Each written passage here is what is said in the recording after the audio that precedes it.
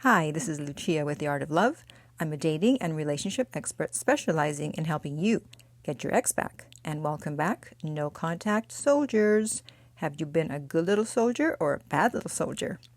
And if you too would like to join the no contact army, all you have to do is hit the subscribe button and you're in.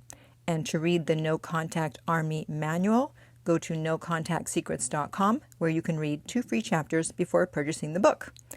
Today, I'm going to discuss 10 exceptions to the no contact rule, and I'm sure you're very interested in hearing those 10 exceptions because everyone is always trying to find an exception to the no contact rule.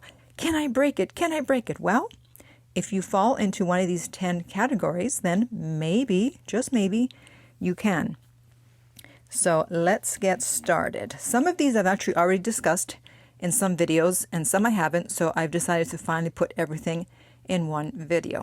All right, so the first one is if there was a misunderstanding. So you said something, you did something, and your ex didn't even give you a chance to explain, but you're innocent, so there's a misunderstanding. So obviously, if you go no contact, they're going to think that you're guilty, that you did do or say whatever they think you said or did. So you do have to reach out as soon as you find out that there's a misunderstanding. And you reach out once. You don't keep reaching out. And you explain yourself. Now, they may or may not want to talk to you. If they don't, then you can either leave a message. Well, I think it's better to leave a message. Unless it's a very short explanation that you're going to give. And if you do call, you want to have a calm tone, right? Just say, hey, I think there's been a misunderstanding, blah, blah, blah, blah, blah, blah, blah, blah. And if they still don't want to see you,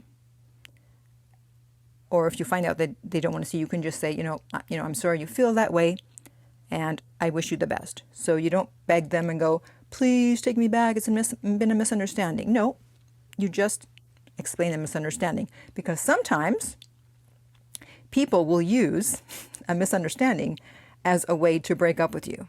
They may be using it as an excuse. So even though they believe you that it really was a misunderstanding, they will use it as an excuse. So maybe they were already on their way out the door anyway. One of my clients, she posed in a photo with a female friend of hers and her friend's date or boyfriend, but I think it was a date. And the picture went up on social media. The guy she was dating accused her of cheating and broke up with her. Meanwhile, she was just posing in a photo. So he's either crazy, not exactly a clinical term, or he used it as an excuse to break up with her. Okay? The next one is death. So that means that someone close to them on their side of the family passed away and you heard about it. So, of course, you should reach out and give your condolences if you knew their family members or if you were fairly close to them. I mean, if you only dated a month and you heard about a death in the family, that's probably not a reason to reach out. But if you feel it's appropriate, then reach out to give your condolences. But it has to be someone fairly close to them whose death is going to impact them. So it can't be like their neighbor or their brother-in-law's mother or their sister's boyfriend or something like that. Or if there's a death on your side of the family and they were close to that family member and they have no way of knowing, maybe you guys don't have social media or he doesn't or you don't or whatever. So if you think that they're not going to find out otherwise and they were close to them, either a family member of yours or a friend of yours, then you can break no contact just to let them know. But again, you just reach out, hey, just want to let you know, unfortunately, blah, blah, blah, blah, blah. And that's it. And don't try to continue the conversation because you're just contacting them about that. You don't want them to think that you're reaching out, hoping that they'll get back with you. The third exception is money. Yeah. So that is if you owe them money, then of course you should pay it back, either all at once or make a payment arrangement if it's a lot of money. And if they owe you money, again, you should get it because obviously when someone breaks up with you, the last thing you're thinking about is, oh, wait, you still owe me money, or I owe you money. That would be the first thing I'd be thinking about. But anyways, usually when someone's breaking up with you, you're not thinking. So after the breakup, then you realize, wait, there's money involved here. So have them send it either through PayPal, Venmo, Cash App, whatever. Try not to meet in person. And again, just discuss the money, and that's it. Don't make it seem like you're contacting them about the money in order to get back with them. The next one is, and this happens a lot with almost everyone, is that you need your things back. So there's things at their house that you need. And so I usually tell my clients to wait if possible. But let's say there's something there that you really need and you can't wait, then make arrangements to get it from them with the least amount of contact possible. Because again, you don't want to make it seem like you're trying to have contact with them, like you're trying to get back with them. So tell them, leave it on the doorstep, leave it with your neighbor, leave it with your friend, whatever. Try not to have contact if you have to pick up your things. And if you need to give their things back, again, same thing. But don't, unless they ask for their things back, don't contact them, because again, it's going to look like you're trying to contact them just to have contact with them. If they want their things, they'll ask for them. Unless it's something big, like let's say it's furniture and you don't want their furniture around, yes, then get rid of it. I mean, in terms of giving it back, not get rid of it like dumping it. That's not what I meant. I once had a guy's t-shirt that I needed to give back to him, and I milked that for months. We're talking and talking. I'm trying to give back this t-shirt, and I was out of town, then he was busy, I was busy, whatever. It took so long to finally meet up to give him that t-shirt, and we ended up meeting up like 3 months after the breakup. And he didn't want to get back together. He just wanted his t-shirt. Okay. The next one, okay, this is going to be a long one.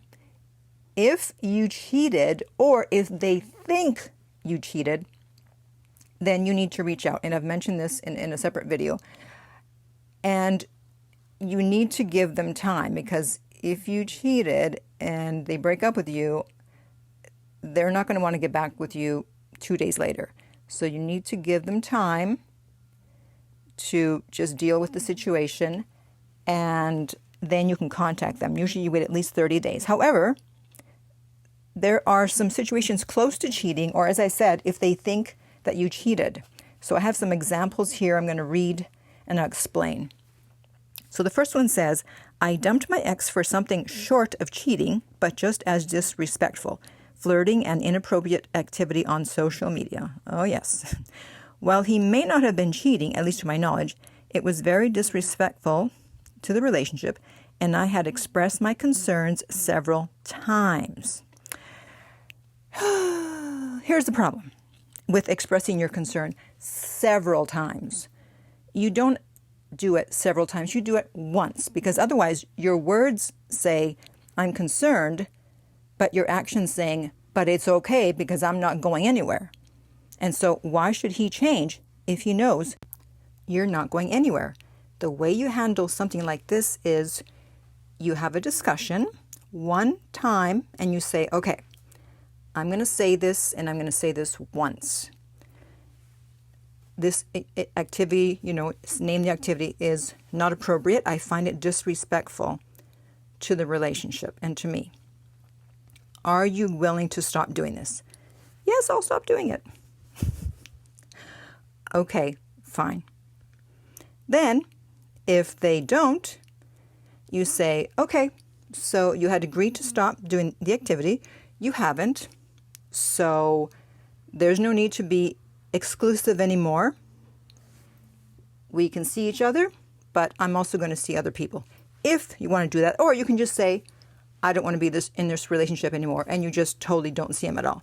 That's how you handle it, because then she goes on to say, she expressed her concern several times. He'd fix his behavior to appease me, only to go back to his old ways weeks later. Of course.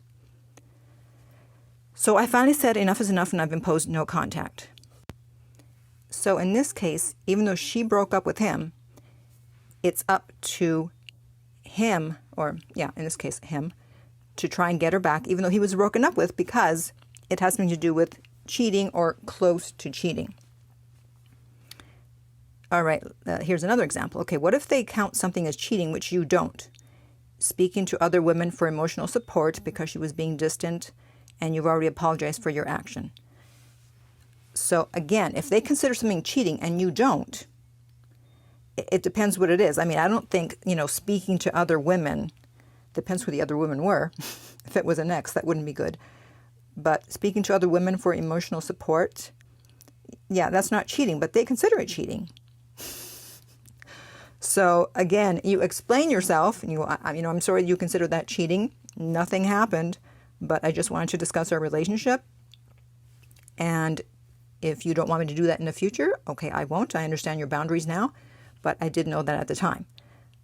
So in this case, you can do no contact because this wasn't cheating.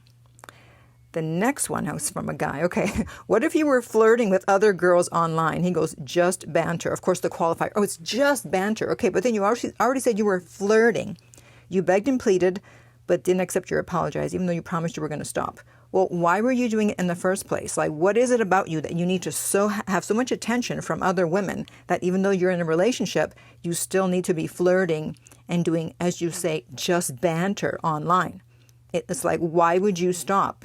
What have you learned about yourself and your behavior that would cause you to stop? Are you going to be able to stop? So in this case, then, yeah, you weren't cheating, but you were flirting. So it's up to you to reach out. And then one more. What if your ex thinks you cheated, but you didn't and never had any intentions, like she saw messages on your phone from another girl and misunderstood the context? Well, I like to see what these messages are. So this combines a misunderstanding and cheating. So again, if they think you cheated, but you didn't, then all you can do is, again, explain the misunderstanding, explain the text, and they'll either believe you or they don't. If they don't believe you, maybe it's because you've done other things in the past to cause them to not believe you, or they have very little trust in you. Or, as I mentioned earlier, they may be using it as an excuse to break up with you, even though they believe you that you didn't cheat. They're like, this is a good time to break up. Okay, so again, if you cheated or your ex thinks you cheated, then you can't be in no contact. You have to at least give them an explanation, or you have to go after them if you did cheat and try to get them back. And then the next one, which I did also mention in another video, was if you took them for granted. So you were dismissive, you were avoidant, you didn't communicate, you had your walls up, they were not a priority, and guys tend to do this more than women. Women often break up with guys because they feel taken for granted. So if you did not make them a priority, number one, number two, and make the relationship a priority, and they broke up with you because of that, then it's up to you to get them back, because, if they broke up with you because of that, and then you do no contact, you're still showing them that they're not that important. So why would they want to get back with you? You got to show them that they are important. Okay, we have just a few more. Number 7 is if you're living together. So obviously, if you're living together, it's going to be hard to do full no contact. So you have to do half no contact, limited no contact, smart no contact, whatever you want to call it. And so you want to avoid them as much as possible, be out of the house as much as you can. And when you do interact with them, be pleasant as you would with a friend. Don't be angry, but don't be super happy either. I mean, well, if you're going to err on the side of one, err on the side of being happy. So they'll be like, why are they so happy? You just broke up with them. Why are they so happy? But obviously, if you're living together, then you need to make arrangements to move out or have them move out as soon as possible.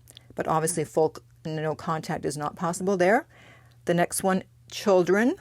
I've done a video about this. If you have children together, obviously there has to be some contact, but there's only contact regarding the children, and you don't try to keep the conversation going when they do text you to talk about other things. It's just about the children.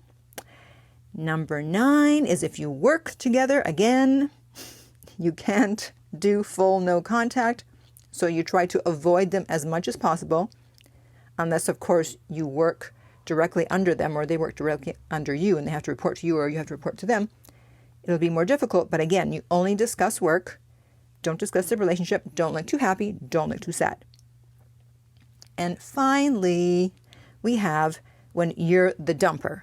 So I think everyone knows this, but just in case, because sometimes I see a few comments and the dumper makes a comment. They're like, I'm in no contact. Well, why are you in no contact? If you broke up with someone, unless you cheated or they thought you cheated or you took them for granted, you should not be in no contact.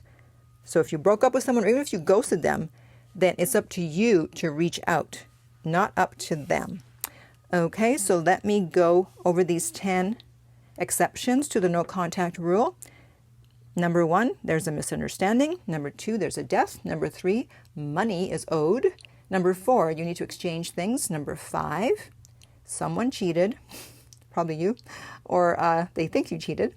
Number 6, you took them for granted. Number 7, you're living together. Number 8, there's children. Number 9, you work together. And number 10, you are the dumper. Okay, so I want to hear from you now, and I want you to comment below.